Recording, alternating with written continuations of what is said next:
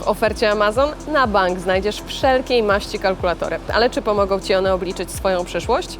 Kampania STEM Oblicz swoją przyszłość pomaga. W ramach niej odwiedzamy firmę Amazon, by pokazać Ci, że kariera w tym miejscu się opłaca, a umiejętności techniczne tylko Ci w tym pomogą.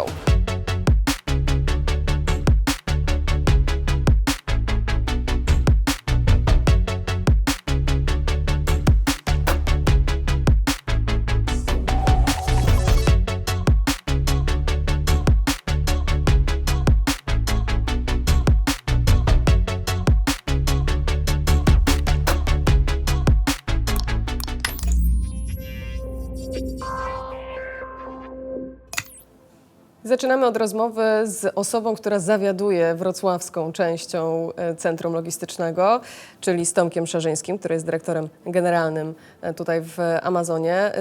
Tomku, zaczniemy od Twojego dzieciństwa. Taką mam zasadę, że o to pytam na samym początku rozmowy, żebyśmy mogli później właśnie tę ścieżkę kariery przejść i pokazać młodym ludziom, na ile te ich plany czy marzenia mogą się zrealizować w przyszłości i czy w ogóle warto marzyć i planować? Jak to było u Ciebie? Ja uważam, że warto marzyć, to zacznę odpowiedź od tego. Jako dziecko podejrzewam, że nie różniłem się od każdego innego dziecka. Czyli co dzień to inne marzenie. Dokładnie, codziennie inne marzenia, od bycia superbohaterem po jakby wraz z dorastaniem pewnego dnia zamarzyłem, że chciałbym być gwiazdą rocka i grać na bębnach. Następnego dnia zamarzyłem o tym, że chciałbym zostać gwiazdą tenisa stołowego, następcą Andrzeja Grubby i zdobywać wielkie mistrzostwa i tytuły. To udało mi się zrealizować, bo do dzisiaj gram w zespole muzycznym na bębnach, takim rockowym. W tenisie stołowym jednak nie zostałem następcą Andrzeja Grubby, ponieważ trochę mam wadę wzroku i ona uniemożliwiła mi bycie dobrym zawodnikiem. Ale na pewno znalazłeś jakieś zastępstwo na tę dyscyplinę. Tak, wraz z rozwojem komputeryzacji i to były lata 90., gdzie komputery zaczęły się tak mocno rozwijać. Zbudowałem swój pierwszy komputer, musiałem odłożyć na to swoje własne pieniądze kieszonkowe, zarabiając, robiąc takie prace dorywcze jako dziecko, jak każdy w domu na pewno też tak miał. I to mnie bardzo mocno wciągnęło i do tego stopnia, że poszedłem na studia informatyczne, skończyłem programowanie, w sensie informatykę i zarządzanie i tak naprawdę ten kierunek pozwolił mi znaleźć pracę później w firmach logistycznych i w firmach produkcyjnych i ostatecznie 10 lat temu w Amazon. Amazon wtedy się otwierał w Polsce, nie było nic wiadomo na ten temat i to była super przygoda. Zaczynałem od stanowiska area manager na piku. Podstawowy poziom menadżera u nas w firmie, który pracuje bezpośrednio w procesie. W Amazon mamy kilka procesów, po pierwsze dzielimy firmę na dwa główne, inbound i outbound, czyli dział przyjęcia po polsku i dział wysyłki. Ja pracowałem w dziale, który odpowiada za wysyłkę i w tym dziale jest kilka procesów. Jest pikowanie, czyli zbieranie tych zamówień spółek. I jeszcze nie zamówień, tylko przedmiotów, które zamówili klienci, zbieranie spółek i to jest zazwyczaj największy dział w budynku. Następnie te zebrane zamówienia trafiają do działu sortowania, gdzie są sortowane dla poszczególnych klientów, do działu pakowania i później do działu wysyłek, gdzie są już spakowane do samochodu i wysyłane do centrów dystrybucyjnych, czyli tak naprawdę do kurierów. Więc zaczynałem na dziale PIK, czy w dziale PIK. Czyli tym największym. Największym. I pamiętam taka historia z tym związana, ponieważ w poprzednim miejscu pracy mój zespół składał się z 200 osób i zadałem to pytanie rekruterom, dobrze, jak duży będzie mój dział. I dowiedziałem się, tak 180-200 osób. Natomiast był okres piku i tego nie miałem tej świadomości, że w piku to potrafi być 3 razy więcej tych osób i to była niezła przygoda i takie spełnienie tego, że jedną z wartości Amazon i z tych naszych sloganów jest Every day is day one, czyli każdy dzień jest dniem pierwszym i codziennie spotkać się coś innego w tej pracy. I to jest niesamowite tak naprawdę tutaj, że przez 10 lat każdy dzień pracy w Amazon jest innym dniem. W każdy dzień dzieje się coś innego, nowe wyzwania, nowe innowacje do wdrożenia, więc to sprawia, że te 10 lat w firmie minęły tak naprawdę jak jeden rok. dzień. Tak. Wspomniałeś o innowacjach. Wiem, że to jest trochę Twój konik, pewnie też ze względu na wykształcenie. To powiedzmy trochę o tym, jakich innowacji tutaj używacie i czy w związku z tym kadra, której szukacie i potrzebujecie, także musi mieć kwalifikacje, by te innowacje umieć obsłużyć. Jakich ludzi tutaj macie, jakich potrzebujecie? We Wrocławiu mamy 2 centra logistyczne. To centrum, którym ja zarządzam, jest troszeczkę unikalne, dlatego że łączy w sobie kilka technologii i kilka jakby działów. W naszym budynku, w moim budynku jest dział robotyczny, jest dział standardowych wysyłek do klientów, czyli inbound, outbound, o którym mówiłem troszeczkę wcześniej, i jest centrum zwrotów. I to powoduje, że ten budynek właśnie jest unikalny, ale to powoduje też to, że mamy bardzo dużo różnych innowacji, począwszy właśnie od robotów do systemów, które wspierają nam zwroty od klientów. I w związku z tym zróżnicowaną kadrę. Dokładnie tak. To pozwoliło nam we Wrocławiu otworzyć się również na to, żeby zatrudnić bardzo dużo kobiet jako menadżerów, i to stawiam u siebie jako numer 1, wysoki priorytet, dlatego że dla mnie kadra, która jest zróżnicowana i która jest tak naprawdę pod każdym względem różna, to jest ogromna wartość. Pamiętam, jak przyszedłem do tego budynku parę lat temu, to pracowało dosłownie kilka kobiet, mniej niż 1% całej populacji. Dzisiaj mamy 26% populacji to są kobiety, i co najbardziej dla mnie wartościowe i z czego jestem najbardziej dumny, że te kobiety pracują na wszystkich poziomach, które oferujemy tutaj w centrum logistycznym, czyli tak naprawdę od poziomu pierwszego do poziomu menadżerskiego mamy bardzo dużo kobiet, które w ostatnim czasie zaczęły pracę. I zadałaś pytanie, czy w związku z tym, że mamy bardzo dużo innowacji, czy kadra musi być jakoś specjalnie wyszkolona. Właśnie to jest piękno Amazona, że my zatrudniamy menadżerów, których później poprzez szereg szkoleń, które mamy bardzo dobrze dopasowane do naszych innowacji, do całego naszego systemu i tego ekosystemu, w którym tutaj pracujemy, dostarczamy na początku kariery każdego menadżera właśnie ten szereg szkoleń. On trwa bodajże 3 miesiące i powoduje, że po tym okresie wchodzisz i pracujesz tak, jakbyś tutaj pracowała przez dłuższy okres. Mam kilka takich przykładów, w których na przykład osoby, które pracowały w hotelu albo które pracowały zupełnie w innych branżach, które nawet nie pomyślałyby wtedy, że mogłyby pracować w Amazon, pracują dzisiaj i odnoszą ogromne sukcesy.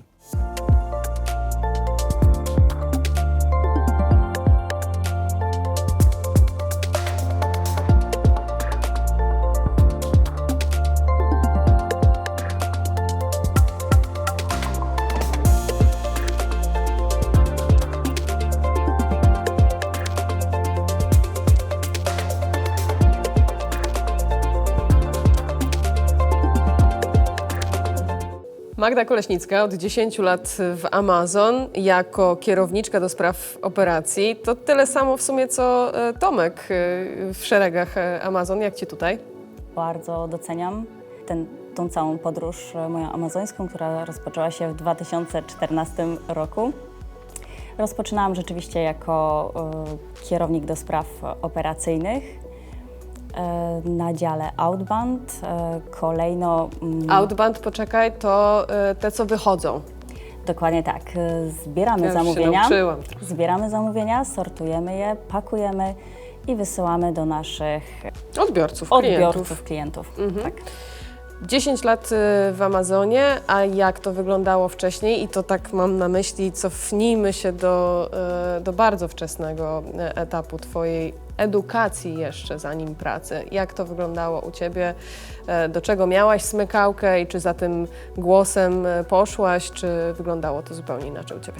To rzeczywiście, już tak w liceum wykazywałam się większym zainteresowaniem do biologii i chemii, które to były dwa przedmioty, które rzeczywiście uwielbiałam.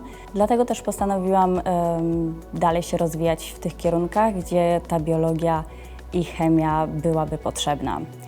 Wybór padł na medycynę. Ostatecznie zdecydowałam się aplikować na farmakologię.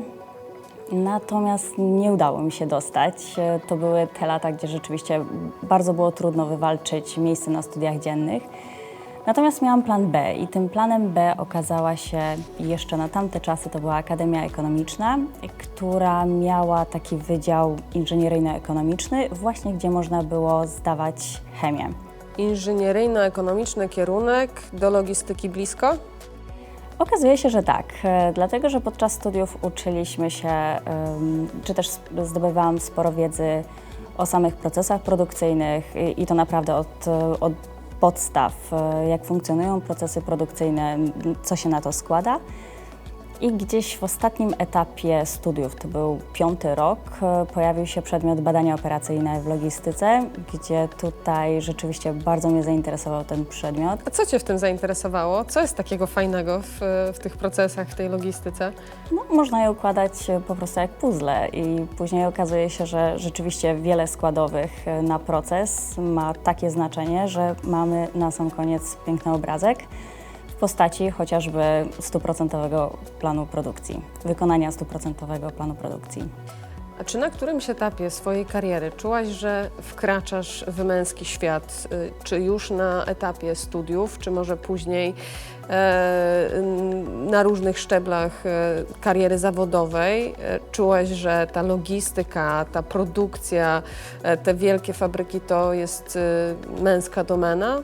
Jeszcze takie liceum, studia to w ogóle nie było odczuwalne. Natomiast już studia podyplomowe czy też certyfikacja Green Belt pokazała jednoznacznie, że tak 10-15% uczestników to właśnie kobiety. Pozostała cała część reszta. to mężczyźni. Jak się z tym czułaś? Osobiście nie przeszkadzało mi to. Nie, jakoś w ogóle nie przykładałam do tego uwagi. Okej, wiedziałam, że jest nas mniej, ale czy to zmieniło moje podejście do pracy? Nie.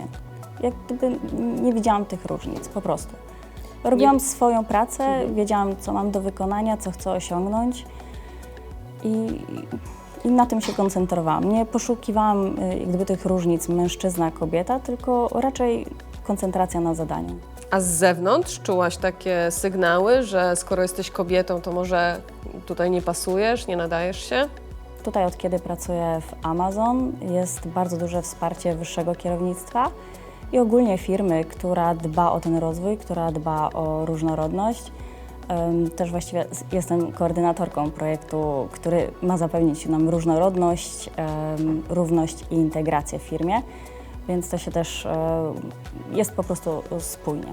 Czyli to jest dla Ciebie ważny element, żeby nie do końca płeć, znaczy nie do końca, żeby ona w ogóle nie miała znaczenia, tylko żeby miały znaczenie kompetencje i umiejętności tej osoby. Dokładnie tak. Jak gdyby na każdym etapie mojej kariery zawodowej Amazon jest moją 4. firmą i przyznam, że nigdy nie miałam przekonania, czy to powinna być kobieta, czy mężczyzna. Liczyły się tylko i wyłącznie kompetencje, miękkie, twarde, podejście do pracy i też właściwie charakter, zaangażowanie do pracy.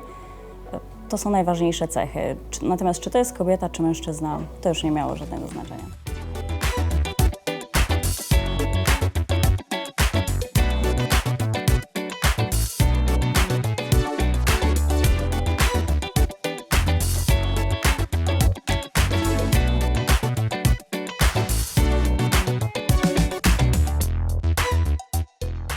Kampanię STEM Oblicz swoją przyszłość kierujemy do młodzieży, która zastanawia się nad ścieżką swojej edukacji i chcemy im trochę pokazać, że mają opcje, mogą wybrać także technikum, także szkołę branżową.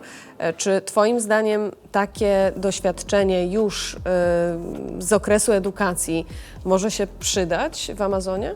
Jak najbardziej tak. I właśnie takie doświadczenie zdobyte w szkołach technicznych czy szkołach zawodowych myślę, że jest nieocenione, dlatego że chociażby w moim budynku mając roboty, ciężko wyobrazić sobie osobę, która pracuje z tymi robotami jako na przykład technik utrzymania ruchu, nie mając takiej wiedzy. I to jest właśnie, myślę, że fantastyczne, że tak naprawdę w tej chwili jest duże zapotrzebowanie na tego typu osoby, ponieważ nawet jako Amazon mamy szereg innowacji i mój budynek jest takim budynkiem, można powiedzieć, starego typu. Ja mam to pole robotyczne bardzo ograniczone, bardzo małe, natomiast wszystkie budynki Amazon, które w tej chwili powstają, są oparte w 100% na robotach. Przykładowo w moim centrum znajduje się 300 robotów jeżdżących, w nowoczesnym centrum to jest cyfra bliska 3000 lub nawet więcej, więc ta skala jest dużo większa. I zapotrzebowanie na osoby z wiedzą techniczną, z wiedzą taką po szkołach zawodowych jest ogromne.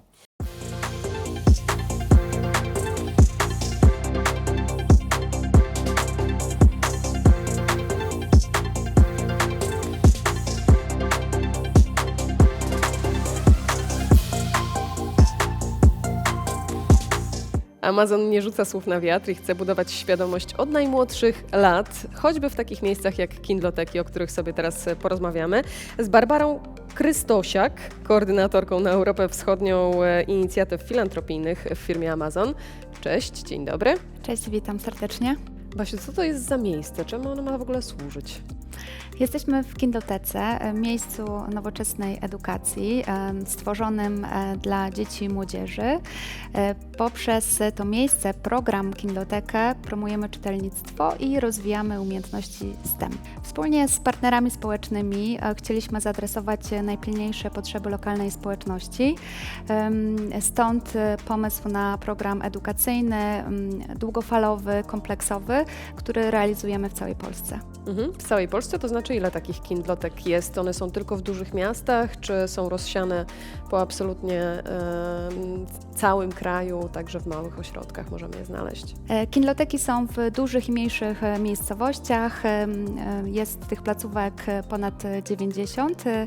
Są tworzone w miejscach ważnych dla lokalnej społeczności, w pobliżu naszych centrów logistycznych. Wyposażamy te placówki w książki i nowoczesny sprzęt, tablety, czytniki Kindle, roboty edukacyjne, które służą najmłodszym podczas zajęć STEM, podczas eksperymentów naukowych. Są to miejsca przyjazne dla dzieci, interaktywne. Koordynatorki Kindlotek prowadzą bardzo ciekawe zajęcia i oferują szeroki zakres zajęć dla uczniów i uczennic.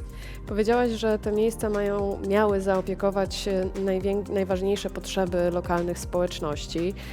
No to co możemy o takich w ogóle potrzebach powiedzieć? Co się w nich znalazło, że akurat takie miejsce uznaliście za ich spełnienie? Kindloteki są tworzone głównie w mniejszych miejscowościach, tam gdzie dostęp do nowoczesnej technologii, do możliwości rozwoju kompetencji STEM są znacznie mniejsze. Kindloteki powstają w bibliotekach, w centrach kultury, w świetlicach szkolnych.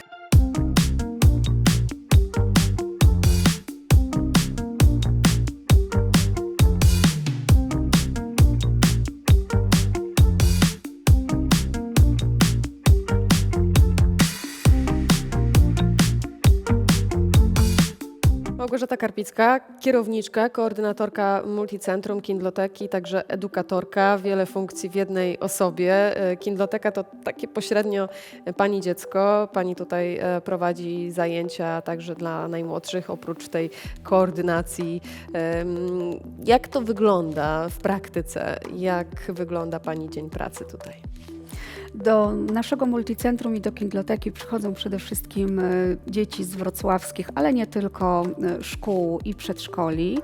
Zajęcia odbywają się w formie zorganizowanej, czyli dzieci przyjeżdżają do nas na zajęcia ze swoim nauczycielem, ale też organizujemy zajęcia popołudniowe, weekendowe, no i również podczas wakacji i ferii zapewniamy szeroki wachlarz zajęć. Co się dzieje podczas takich zajęć? Co te dzieciaki tutaj robią, żeby się zainteresować tym tematem STEM trochę? Ja bym powiedziała, że robią wszystko, ponieważ mają u nas dosyć dużą swobodę w odkrywaniu, eksperymentowaniu, doświadczaniu. Te zajęcia są bardzo interdyscyplinarne, łączymy wiele dziedzin, łączymy nowe technologie, łączymy inżynierię, łączymy budowanie mostów z wyszukiwaniem informacji. Staramy się tak zaangażować dzieci, żeby miały tą możliwość, żeby samodzielnie poznawać pewne procesy i ich doświadczać. Zajęcia z wykorzystaniem robotów, z wykorzystaniem aplikacji, druku 3D i wszelkich nowinek technologicznych są dla mnie dużą frajdą i ja zawsze też mówię, że to jest wielka przyjemność móc się bawić w pracy. To dobry człowiek na odpowiednim stanowisku, bo to chyba właśnie jest wasze zadanie, żeby te dzieciaki trochę zarazić tą pasją i tym zainteresowaniem. To jest łatwe, trudne z pani doświadczenia? Jeżeli chodzi o dzieci, to jest z jednej strony łatwe, jeżeli mówimy o młodszych dzieciach. Ze starszymi jest trochę trudniej, ponieważ one mają już jakąś wiedzę w zakresie technologii, w takim sensie, że znają tablety, przecież grają w Minecrafta, więc w pierwszej chwili jak przychodzą na zajęcie, to mówią, tam nuda, a potem się okazuje, że kiedy dostają do ręki te roboty, tablety i mogą same układać programy i testować różne możliwości, to jest to zawsze wielka frajda. Myśli pani, że wiele z tych dzieciaków później ostatecznie korzystając z tego typu zajęć może wybrać kierunek STEM czy szkołę techniczną na późniejszej swojej drodze edukacji? Ja bym powiedziała, żebym chciała, żeby tak było, bo uważam, że dzisiaj dzieci muszą mieć wiedzę dotyczącą nowych technologii, muszą umieć ją przede wszystkim świadomie wykorzystywać. I to, co my tutaj robimy, mam nadzieję, że w przyszłości tym dzieciom pomoże w lepszym odkrywaniu świata i tych możliwości, które wciąż się pojawiają.